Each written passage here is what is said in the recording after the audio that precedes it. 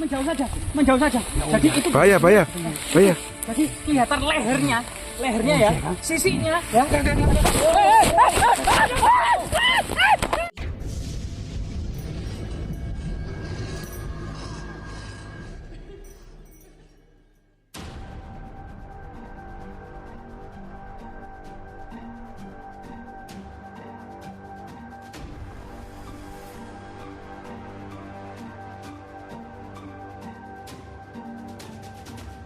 Ya pemirsa, kali ini kita menelusuri ya jejak-jejak sejarah, legenda, cerita mitis pamali maupun pengalaman-pengalaman misteri yang ada di lereng gunung ini ya. Konon katanya ada semacam ular naga raksasa yang bertapa membatu.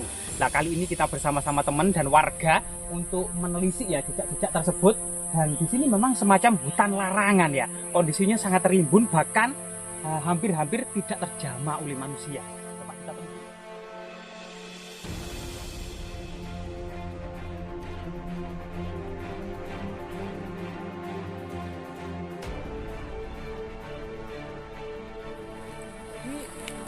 Tidak ada terdengar suara hiruk pikuk manusia, yang terdengar adalah hewan-hewan ya, seperti monyet, kumbang maupun burung-burung. Diduga memang hutan seperti ini itu surga bagi sekawanan burung. Diduga banyaknya burung, misalnya ayam hutan atau babi hutan atau monyet, sebenarnya ini adalah secara rantai makanan merupakan makanan atau mangsa bagi ular-ular besar. Baik itu ular yang di atas pohon bertengger seperti ular hijau, atau mungkin ular piton yang berada di tanah, atau semacam Javanese pet viper atau ular tanah ya, yang ini merupakan juga habitat. Sehingga kita hati-hati melihat di atas pohon kemungkinan ada ular bertengger, di semak-semak belukar kemudian ada ular yang mengendap-endap, atau di kaki-kaki kita kemungkinan ada ular yang berkamuflase.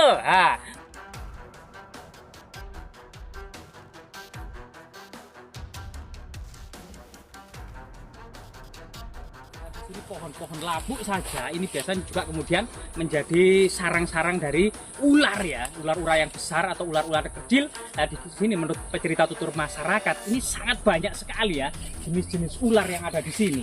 Boleh jadi cerita tutur tentang ular raksasa seperti ular naga itu memang nyata ya, bukan semacam legenda saja.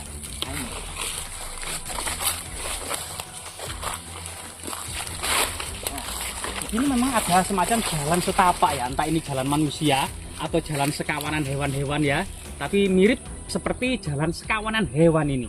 Kemungkinan semacam monyet-monyet gitu ya, atau mungkin juga kijang. Itu masyarakat masih sering melihat penampakan kijang berpasangan di bawah pohon gitu ya, mengendap-endap, dan kemudian terkejut ketika mendapati ada manusia lari tunggang langgang seperti itu.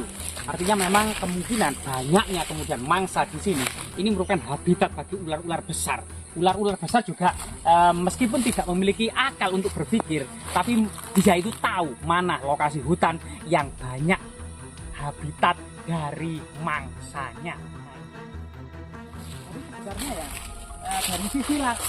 dari sisi yang lain, hutan ini sangat indah sebenarnya ya, seperti surga yang turun ke dunia. Jadi pohon-pohon langka itu banyak ya, seperti ini ya di depan kita yang sangat besar. Ini kemungkinan pohon sukun ya, juga pohon-pohon yang lain seperti rambutan atau durian mungkin banyak. Dan ini juga merupakan makanan dari hewan-hewan dan burung-burung. Sehingga kemudian ini merupakan salah satu rantai makanan gitu ya, hewan-hewan seperti burung-burung dan monyet kerasan. Karena banyak pohon sukun, rambutan, bahkan mungkin alpukat juga banyak di sini. Nah ini. Nah, jadi hutan ini juga merupakan surga bagi buah-buahan ya. Nah, seperti ini teman-teman. Kita menemukan salah satu buah ya. Kemungkinan ini durian hutan ya ini ya. Kalau nggak salah ya. Nah, ini durian hutan Pak ini ya. Oh, durian hutan ini. Iya, ini kemungkinan durian hutan yang sangat langka itu, entah itu jenis durian, entah itu cempedak gitu ya, atau mungkin apa namanya, mungkin nangka gitu ya. Jadi kurang-kurang tahu, mungkin bisa ditambahkan netizen di kolom komentar ya. Sebenarnya ini buah nangka atau durian ya. Nah, itu atau cempedak ya. Banyak sekali, berarti di hutan ini juga banyak cempedak langka teman-teman, seperti ini teman-teman. Ini luar biasa sekali ya.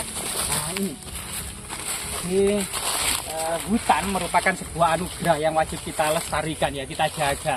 Kalau ada pohon tumbang seperti ini, bisa jadi ini disangka ular gitu ya. Ini sebenarnya cuma batang saja ini ya.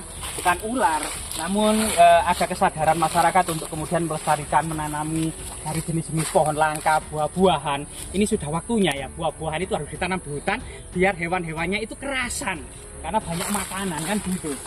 Nah, biasanya kemudian banyak di sini ini buah-buah yang jatuh ini banyak yang berjatuhan ya.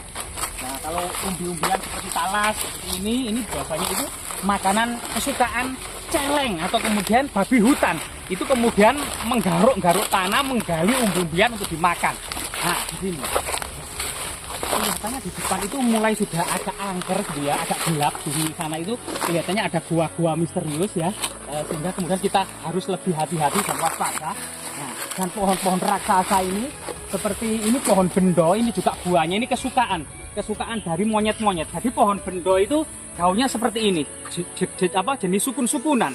Dahulu pada masa Majapahit kulitnya itu kemudian dipukul-pukul dibuat kain, yaitu untuk para pertapa. Jadi para pertapa dulu itu di hutan tidak ada mall, tidak ada pasar, tidak ada kain, menggunakan kulit pohon bendo ini untuk pakaian gitu ya.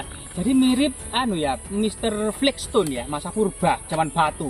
Nah ini termasuk kemudian kulit-kulit hewan digunakan untuk pakaian, kulit-kulit rusa, kulit binatang harimau gitu ya. Ada juga beberapa legenda seperti si buta dari gua hantu itu menggunakan kulit ular untuk pakaian. Nah ini semakin orang dulu semakin angker saja ya.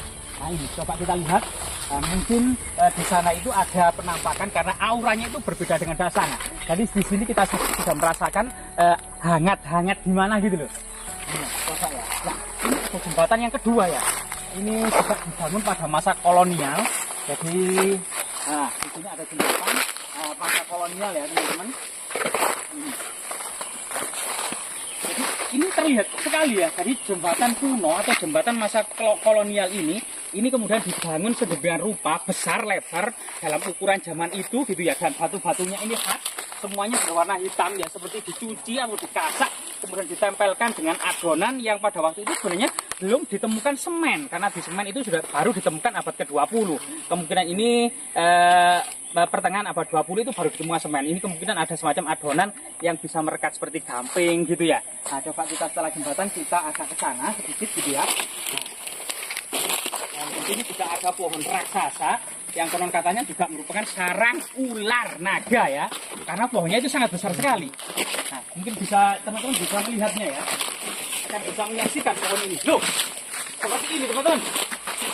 Jadi akar-akarnya ini malah bukan mirip katedral ya yang ada di Eropa, malah akar-akarnya itu malah mirip sekawanan ular ya yang membentuk sebuah kerumunan seperti film pencarian anggrek langka yang di Kalimantan itu ada sebuah kubangan yang penuh dengan ular titanoboa. Lah, ini salah satu legenda Nusantara ya. Ternyata di Nusantara itu ada semacam ular tangkalalu penghuni pedalaman Kalimantan yang sangat besar, ada titanoboa penghuni Sungai Mahakam, ada kemudian ular putih raksasa di Flores, ada juga ular gendeng yang ada di Jawa, ular baru kelinting, serta ular berkepala manusia yang dikenal dengan Nyai Blorong, yang sebenarnya adalah ular yang merubah wujud seperti wanita cantik, namun tetap ada ular kan gitu. Juga kemudian menggoda orang-orang yang terlilit ekonomi untuk melakukan bersenggama ya, mencari pesugihan. Namun yang kita bahas kali ini adalah sosok keberadaan ular naga. Nah ini ya, ini banyak ular mungkin ini ya, yang melilit-lilit pohon ini. Nah, ini pohon apa ini ya? Nah, ini banyak lubang-lubangnya ini. Ya, ternyata dalamnya ini gerobak teman-teman. Gerobak itu adalah berlubang. Karena apa namanya? Sudah saking tuanya, tinggal kulitnya saja. Yang sebenarnya dalamnya itu berlubang ya. Nah di sini coba kita apa namanya? Itu apa mas? Putih. Putih pak? Iya putih. Apa pak? Putih. Di tengahnya itu. Ulo. Apa itu pak? Apa? Saya pak. Ulo itu. Kayaknya ada pusaka pak. Iya pusaka. Pusaka keris pak. Keris ya. Nah, ada keris ini pak. Loh ini. Bisa sembrono kan. Keris itu. Loh, ada keris pak ini pak. Keris pak ya. Kita biarkan saja ya keris ini pak. Pusaka ini pak. Ya, biarkan ya, kita lanjutkan perjalanan kita. Kemungkinan ini adalah keris, namun sebenarnya adalah bisa saja ular yang apa namanya? Perwujudan ular. Kamuflase. Kamuflase kalau orang zaman dulu mengatakan kamuflase itu adalah mendo-mendo. Iya, mendo-mendo. Mendo-mendo itu bahasa Jawanya apa ya? Wedus-wedus. Ah, Wedus-wedus. mendo-mendo. Bukan kambing-kambing ya. Mendo-mendo itu ya menyamar. Melakukan penyamaran-penyamaran. Loh, kok bau wangi? Iya, bau melati. Harum, bau melati ini. Melati. Iya, bau melati. Gimana ini? Kok bau melati harum sekali ini di tengah hutan ini. Ciri khas noni-noni Belanda. Ciri khas dari Aroma parfum noni aroma Belanda. parfum noni-noni Belanda ini. Ini khas ini. Ini kelihatannya parfum dari Swiss ini. Nah, ini dari noni-noni Belanda ini diimpor ini kelihatannya ini. Bukan parfum lokal ini ya. Bukan. Karena harum sekali ini. Loh, Pak. Kagak. Kepala. Oh, ini. Kepala ular naga. Kepala naga. Itu. Jangan dekat-dekat. Menjauh saja. Jadi itu Bahaya. jadi kelihatan lehernya ya, sisinya ya. Nah, itu numpang itu di atas batu besar. Itu kepala naga. Di atas batu itu loh. Di atas batu itu loh Ya, kepala. bertapa. Iya, waduh, hati-hati teman-teman. Jangan banyak berteriak-teriak. Nanti bisa penceng mulutnya ya. Nah, penceng. Dari sini teman-teman. Coba kita. Coba keliling sebelah kanan. Keliling kan. Sebelah sini kan. Dekat. Tadi. Kang.